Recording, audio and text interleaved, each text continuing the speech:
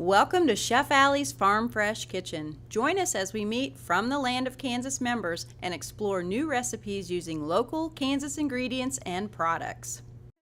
Thursday morning, we're here with Chef Alli in her Farm Fresh Kitchen and with Dennis Wright from Wright Farms, all the way in Bird City, Kansas. And when you ask where is Bird City, like I did, it is way out west near Nebraska and Colorado, right, Dennis? Exactly. Well, welcome to Topeka. Of course, we're featuring your sunflower oil. You guys do everything on site, from growing it to getting it into these bottles, right? Absolutely. We take it from the seed, we plant it, we harvest it, we store it. And once it's stored, we take it to our facility on the farm.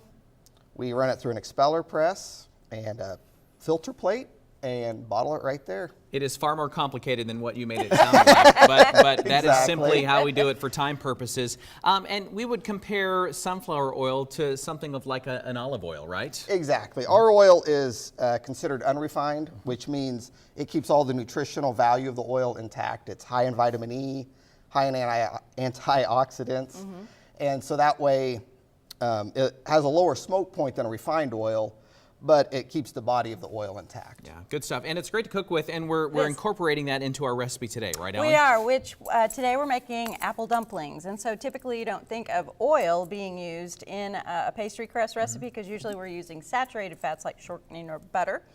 But this recipe is very well worn. My mom gave this to me. You can see she's written all over it. But this was a recipe that a heart doctor gave for her to make my dad, and that calls for oil. So I thought, well, I'll use Dennis's sunflower oil. And it's a very distinctive taste that you can taste in there, but I think it's lovely.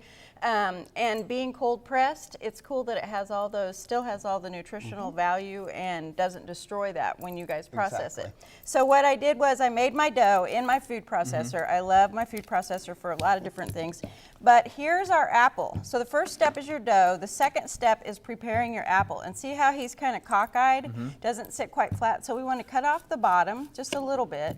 He's better, right? Okay. And then we're going to core him just like so. Do you have to have one of these corers, or can you do this by hand?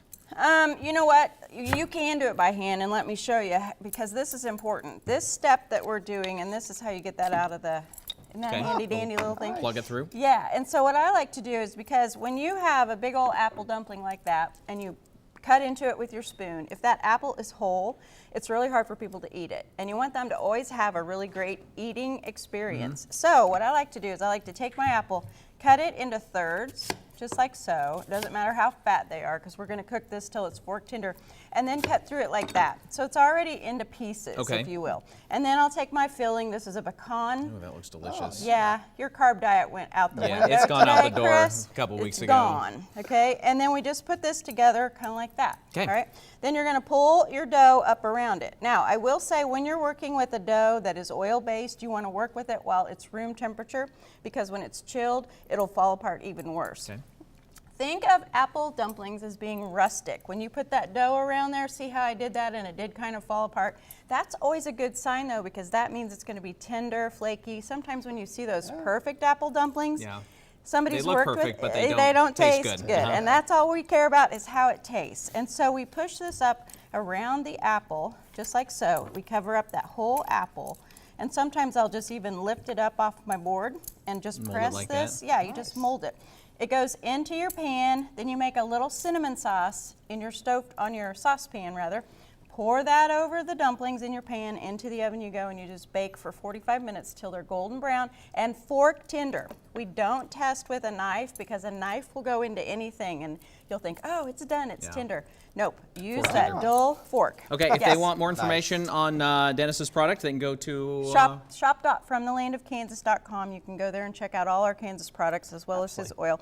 And the recipe is at chefallis.com. Can't wait to sink my teeth into one of those. Yeah, I'm glad I could ruin your diet today. That's all right. It's Dennis, my thanks. whole goal in life. Thank you. We'll be right back. Make sure to tune in the second and fourth Thursday of every month to meet more From the Land of Kansas members. Remember, visit FromTheLandOfKansas.com to explore and find Kansas foods, products, and services.